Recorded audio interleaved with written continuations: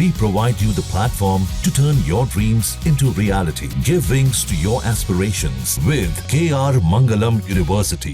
बिहार का opinion poll आते ही NDA के उड़े होश। लालू का सपना क्या होगा पूरा? क्या तेजस्वी 2025 में बनेंगे बिहार के सीएम? बिहार में आगामी विधानसभा चुनाव से पहले राजनीतिक तापमान तेज हो गया है। एक ताजा ओपिनियन पोल के नतीजे ने राज्य की राजनीति में हलचल मचा दी है। सर्वे के मुताबिक एनडीए और महागठबंधन के बीच कांटे की टक्कर होगी, लेकिन मुख्यमंत्री नीतीश कुमार के नेतृत्व वाली एनडीए सरकार को नुकसान उठाना पड़ सकता है। वहीं तेजस्वी यादव की अगुवाई वाला आरजेडी, कांग्रेस और लेफ्ट महागठबंधन बहुमत के करीब पहुंचकर सरकार बना सकता है। 15 मार्च से 5 जून के बीच कराए गए इस सर्वे में 5 लाख से ज्यादा लोगों से बातचीत की गई। इसके मुताबिक महागठबंधन को 44.2% वोट शेयर के साथ लगभग 126 सीटें मिलने की संभावना है, जबकि एनडीए के खाते में 112 सीटें आ सकती है। बिहार विधानसभा में बहुमत के लिए 122 सीटों की आवश्यकता होती है, लिहाजा महागठबंधन का ओपिनियन पोल में मिला आंकड़ा सत्ता के समीकरण बदल सकता है, जिससे नीतीश कुमार की सत्ता वापसी की राह कठिन हो सकती है। प्रशांत किशोर की जन सुराज पार्टी को लेकर जो उम्मीदें थीं वो इस सर्वे में फीकी पड़ती दिख रही हैं। पार्टी को महज 2.7% वोट मिलने का अनुमान जताया गया है और संभवतः सिर्फ एक सीट पर सफलता मिल सकती है। प्रशांत किशोर ने बीते साल 2 अक्टूबर को अपनी पार्टी की नींव रखी थी और सभी 243 सीटों पर चुनाव लड़ने का ऐलान किया था। उन्होंने इसे बिहार में नया विकल्प कहा था, लेकिन जनता का समर्थन उन्हें अपेक्षित स्तर पर मिलता नहीं दिख रहा है। सर्वे में तेजस्वी यादव मुख्यमंत्री पद के लिए पहली पसंद बनकर उभरे हैं। 43% लोगों ने उन्हें पसंद किया है। नीतीश कुमार 31% लोगों के साथ दूसरे स्थान पर है। वहीं प्रशांत किशोर को 9% लोगों ने पसंद किया है और वे तीसरे स्थान पर हैं। हालांकि ये सर्वे केवल एक अनुमान है और असली तस्वीर तो अक्टूबर-नवंबर में संभावित चुनाव के नतीजों से ही सामने आएगी। अब देखना ये होगा कि क्या तेजस्वी यादव की अगुवाई में महागठबंधन सत्ता में वापसी कर पाता है या फिर नीतीश कुमार और बीजेपी का अलायंस दोबारा सरकार बनाता है। इधर एनडीए में सीट शेयरिंग से पहले बिखराव जैसी स्थिति पैदा होती दिख रही है। चिराग पासवान ने बिहार के आरा में 243 सीटों पर लड़ने की बात क्यों कही, इसके मायने समझने से पहले एनडीए में सीट बंटवारे से पहले सिर्फ उटव्वल का दौर शुरू हो गया। चिराग पासवान अगर ज्यादा सीटों के लिए बीजेपी पर दबाव बनाने की राजनीति कर रहे हैं तो ये बीजेपी के बाकी के सहयोगी दलों को बर्दाश्त नहीं। जीतन राम मांझी की पार्टी हम और उपेंद्र कुशवाहा की पार्टी आरएलएम ने अब बयानों के तीर मारने शुरू कर दिए हैं। मांझी ने चिराग की रैली पर बिना नाम लिए निशाना साधा है और कहा है कि जिसमें दम होता है वो कभी बड़बोले की तरह बोलता नहीं है। उन्होंने ये तक कह दिया कि चिराग की रैली में जो भीड़ नजर आता है वो पैसे से जुटाए गया भीड़ है। तो वहीं दूसरी तरफ उपेंद्र कुशवाहा ने भी ऐलान कर दिया है कि उनकी सीटें कम करने की कोई कोशिश न करें। सूत्रों के मुताबिक तो एनडीए में बिहार चुनाव के लिए सीट शेयरिंग का फॉर्मूला लगभग तय कर लिया गया है, लेकिन चिराग, उपेंद्र कुशवाहा और अब जीतन राम मांझी के रुख को देखते हुए लगता है कि सीट शेयरिंग के इस फॉर्मूले का ऐलान इतना आसान नहीं होने वाला। पहले केंद्रीय मंत्री जीतन राम मांझी का हालिया बयान सुनिए, जिसमें उन्होंने इशारों ही इशारों में चिराग पर तंज कसते हुए बहुत कुछ कहा है। हम तो सोचते थे कि राजनीतिक बात ना हो।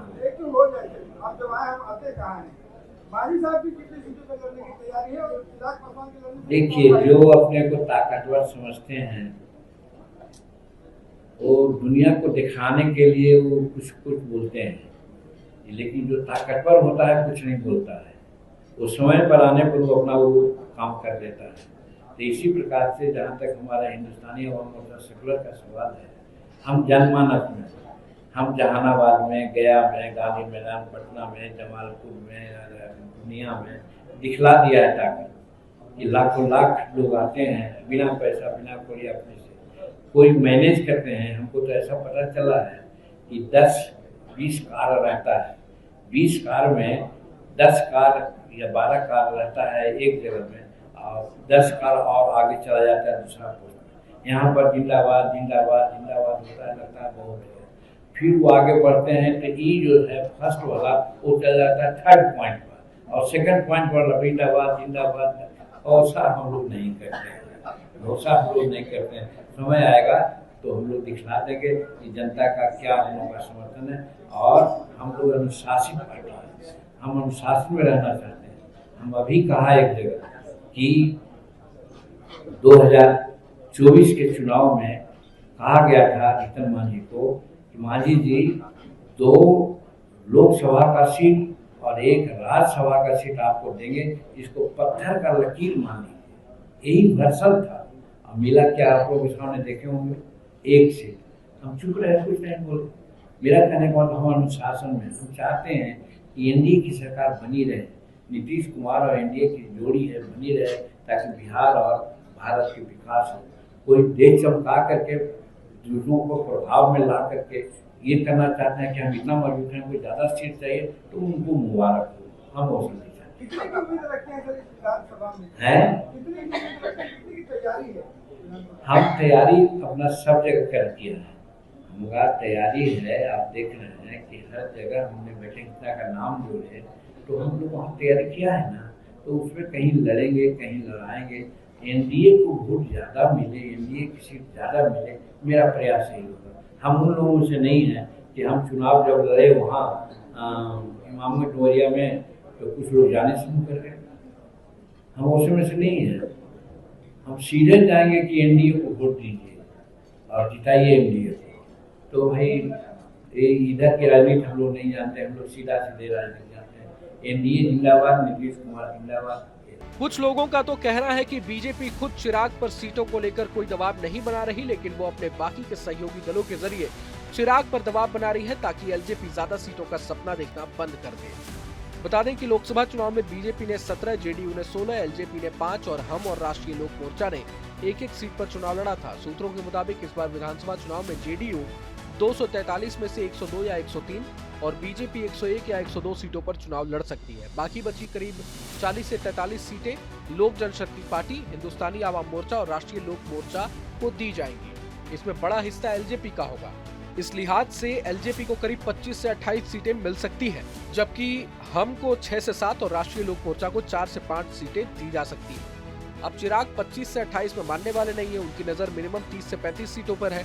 जाहिर है कि बीजेपी और जेडीयू तो अपने कोटे की सीटें चिराग को देने से रही, मतलब कटौती होगी तो मांझी और कुशवाहा की पार्टी के कोटे की सीटों से।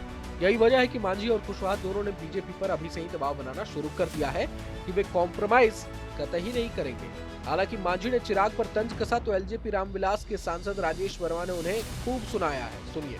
अभी कुछ देर पहले मीडिया के माध्यम से हम लोगों ने एक वरिष्ठ नेता और हम लोग के अभिभावक की एक टिप्पणी को सुना।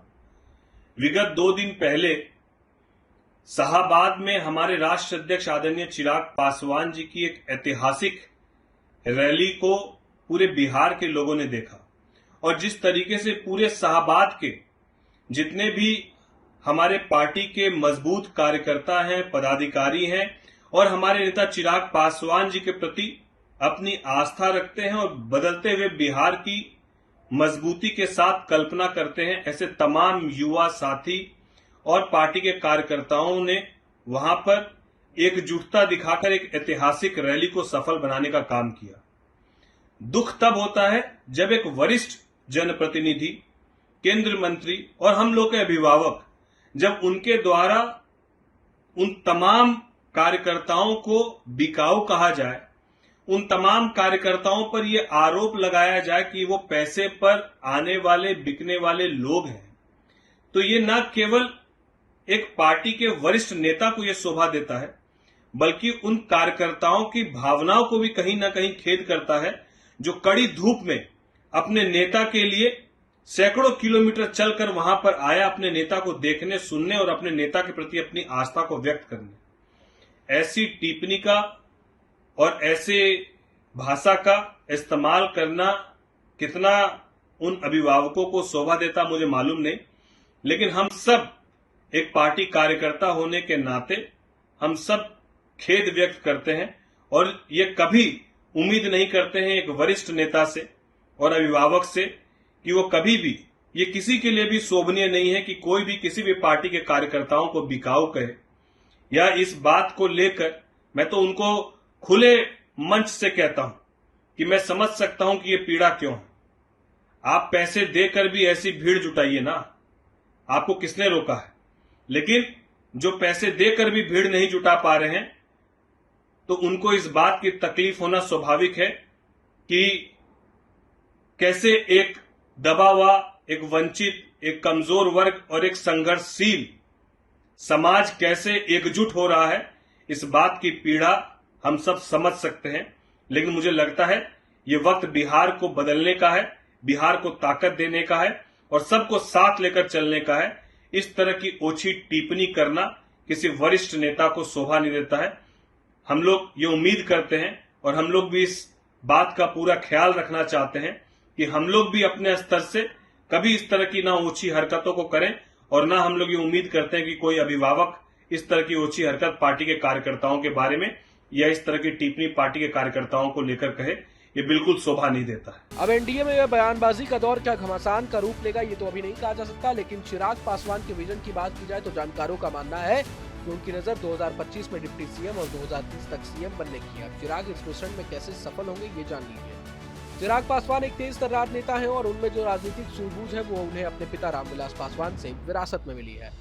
अब चिराग शाहाबाद को ही क्यों चुनना चाहते हैं ये भी जान लीजिए। 2005 में बिहार में 2 बार विधानसभा चुनाव हुए थे। पहला विधानसभा चुनाव 2005 के फरवरी में हुआ था, जब रामविलास पासवान की अगुवाई में एलजेपी को 29 सीटों पर जीत प्राप्त हुई थी और इनमें शाहाबाद क्षेत्र की भी कई सीटें शामिल थी। हालांकि कोई भी दल सरकार नहीं बना पाई थी। अब चिराग उसी शाहाबाद में अपनी पार्टी को मजबूत करना चाहते हैं, जहां 2005 में रामविलास पासवान ने झंडे गाड़ दिए थे। अगर चिराग ने शाहाबाद में फिर से कमाल कर दिया तो इसका फायदा एनडीए को भी होगा। दरअसल बीते चुनाव में शाहाबाद में एनडीए का प्रदर्शन बेहद ही कमजोर रहा था और लगभग इस इलाके से वो साफ ही हो गया था। यहाँ की 22 सीटों में एनडीए ने मात्र 2 सीटें ही जीती थी। यही नहीं, पिछले लोकसभा चुनाव की बात कर ले तो शाहाबाद की 4 लोकसभा सीटें महागठबंधन की झोली में गई थी। अब ध्यान दीजिए तो 243 सीटों वाली बिहार विधानसभा चुनाव में एलजेपी का सर्वश्रेष्ठ प्रदर्शन 2005 में ही था, जब उसने 29 सीटें जीती थी।